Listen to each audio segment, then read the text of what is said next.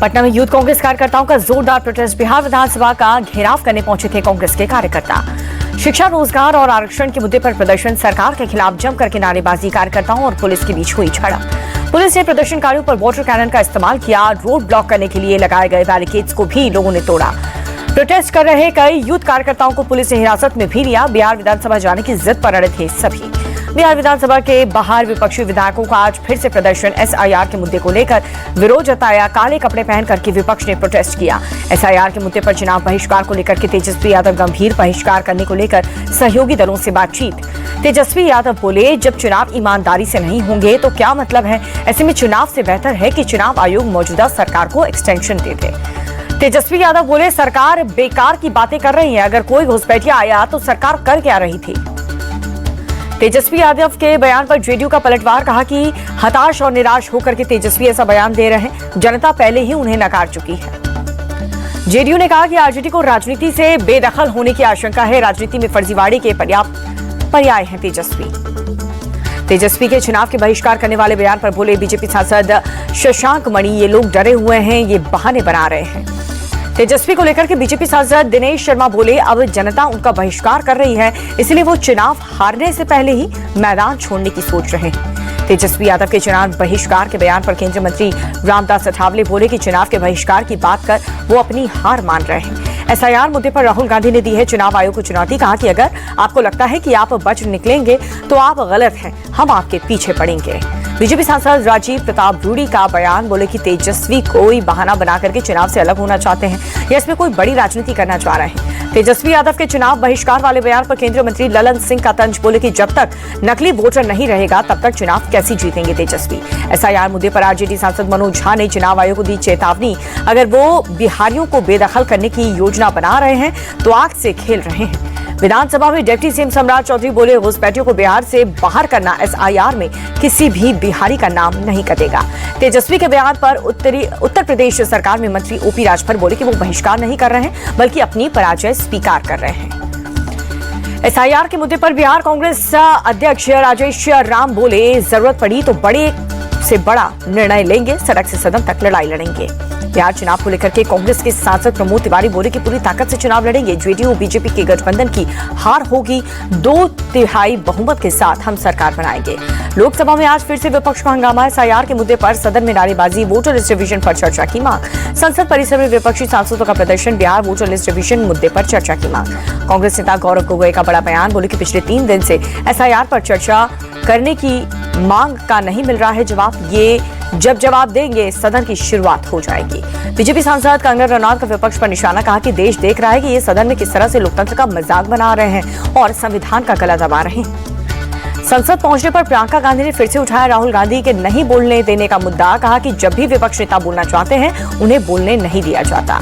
जगदीप धनखड़ के इस्तीफे के बाद उपराष्ट्रपति चुनाव के लिए चुनाव आयोग ने शुरू की प्रतिक्रिया। वोटर्स लिस्ट की तैयारी के बाद वोटिंग की तारीख का ऐलान किया जाएगा। तेलंगाना में सीएम रेवंत रेड्डी ने उपराष्ट्रपति के चुनाव के बहाने खेला ओबीसी कार्ड। कहा कि अगर तेलंगाना के बंडारू दत्तात्रेय को उपराष्ट्रपति बनाया जाए तो 100 खून हो जाएंगे माफ। Mumbai local train blast case में सुप्रीम कोर्ट का बड़ा फैसला। बॉम्बे हाई कोर्ट के फैसले पर लगाई रोक, आरोपियों को भेजा नोटिस।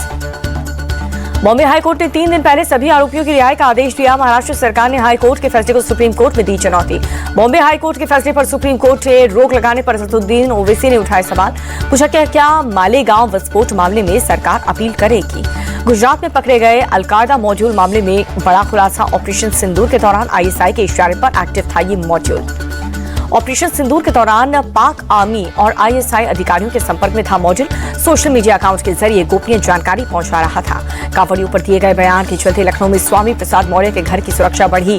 विश्व हिंदू रक्षा परिषद के सदस्य ने मौर्य के आवास पर जलाभिषेक करने का आह्वान किया। विश्व हिंदू रक्षा परिषद के कार्यकर्ताओं पर स्वामी प्रसाद मौर्य का पलटवार। बोले कि शुद्धि की बात करने वाले कहीं सत्ता में बैठे लोगों के गुंडे माफिया तो नहीं है। एआईएमआईएम चीफ ओवैसी शौकत अली का कांवड़ियों को लेकर के विवादित बयान। कांवड़ियों को उत्पातित और आतंकवादी बताया। बोले कि कांवड़ियों ने देश में अशांति फैलाई। यूपी के मुजफ्फरनगर में पुलिस ने कांवड़ यात्रा के दौरान सांप्रदायिक तनाव बढ़ाने की साजिश का खुलासा किया। नईमुद्दीन, फहीमुद्दीन, जमीरुद्दीन और शालिम नाम के 4 लोग गिरफ्तार। मुजफ्फरनगर पुलिस अब तक 7 लोगों को गिरफ्तार कर चुकी है। सोशल मीडिया पर पाकिस्तान के भड़काऊ ऑडियो वीडियो शेयर करके सांप्रदायिक हिंसा फैलाने की साजिश रच रहे थे। गाजियाबाद में crime branch inspector Abdul Rahman Siddiqui को पुलिस कमिश्नर ने सस्पेंड कर दिया। छांगुर बाबा गैंग से नजदीकी के चलते यह एक्शन लिया गया। यूपी के कुशीनगर में भी धर्मांतरण गैंग का पर्दाफाश। एक महिला समेत आधा दर्जन मुस्लिम युवक अरेस्ट। जमीयत उलेमाए हिंद अध्यक्ष मौलाना महमूद मदनी ने विपक्ष के सांसदों को 5 स्टार होटल में दी डिनर पार्टी। सपा और कांग्रेस सहित कई विपक्षी दल के सांसद के साथ वक्फ कानून पर चर्चा हुई। महादेव परियोजना पर आपस में भिड़े कर्नाटक और गोवा के सीएम सिद्धरामैया ने महादेव परियोजना पर गोवा के मुख्यमंत्री की टिप्पणी को कर्नाटक के लोगों का अपमान बताया। परियोजना को लेकर के गोवा के सीएम ने लड़ाई जारी रखने की बात कही। सीएम सावंत बोले कि गोवा में आने वाला महादाई नदी का पानी स्वतंत्र रूप से बहना चाहिए। उत्तराखंड पंचायत चुनाव के पहले चरण के लिए मतदान। खटीमा में मुख्यमंत्री पुष्कर सिंह धामी ने डाला वोट। पंचायत चुनाव के लिए मतदान किया। गोरखपुर में सीएम योगी आदित्यनाथ ने जनता दरबार लगाया। एक एक करके लोगों की फरियाद सुनी।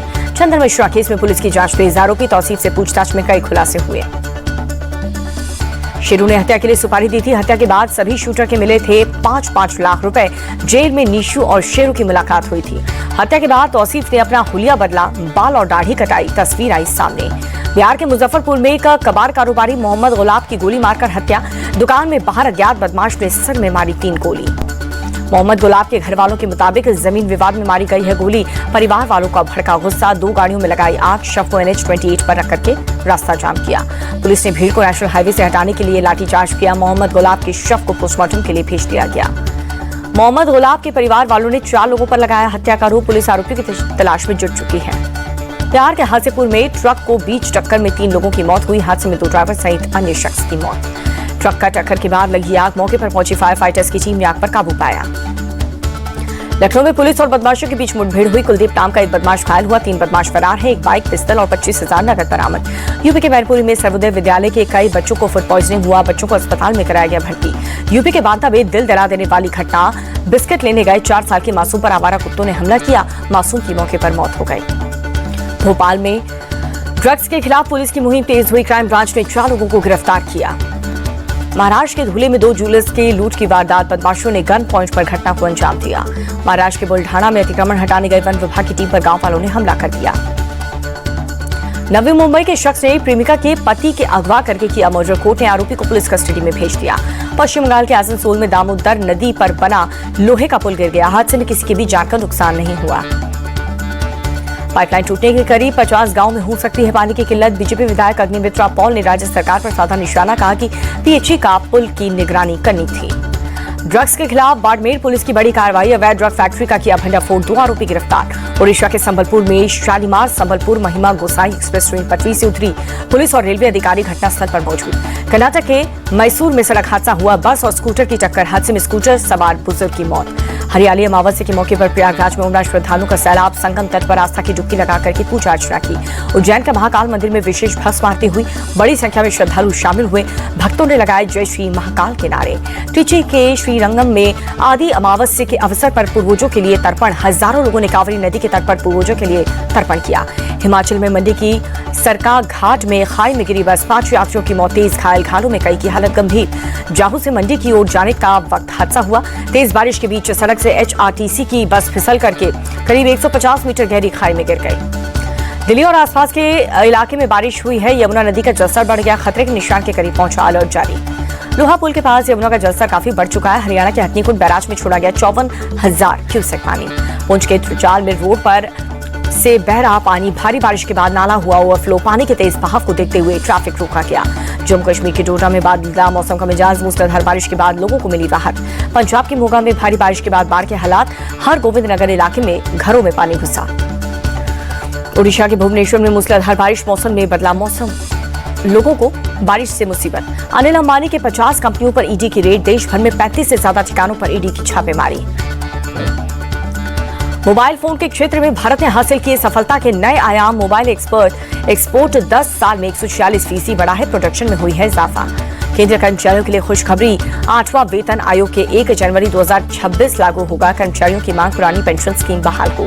भारतीय रेलवे ने इमरजेंसी कोटा में टिकट बुकिंग के नियमों में बदलाव किया है। अब यात्रियों को 1 दिन पहले करना होगा आवेदन। टिकट की कालाबाजारी रोकने के लिए लिया गया फैसला। एंड्रॉइड और गूगल प्ले में भारत को 4 लाख करोड़ की कमाई। डिजिटल क्रांति बनी बदलाव की ताकत। शोध कंपनी पब्लिक फर्स्ट की रिपोर्ट। दिव्या देशमुख FIDE महिला विश्व शतरंज कप के फाइनल में पहुंची। सेमीफाइनल में पूर्व विश्व चैंपियन चीन की टैन को हराया। कोलकाता में डुरंड कप का आगाज हुआ। उद्घाटन मैच में ईस्ट बंगाल ने 5-0 से साउथ यूनाइटेड को हरा दिया। पश्चिम बंगाल की मुख्यमंत्री ममता बनर्जी की किक मार करके डुरंड कप का उद्घाटन हुआ। रंगारंग कार्यक्रम में सबका मन मोह लिया। पंजाब हॉकी लीग की 31 अगस्त से होगी शुरुआत। अब तक की सबसे बड़ी इनामी राशि 30 लाख रुपए दी जाएगी और विनस विलियम्स बनी है सिंगल्स मैच जीतने वाली दूसरी सबसे उम्रदराज महिला।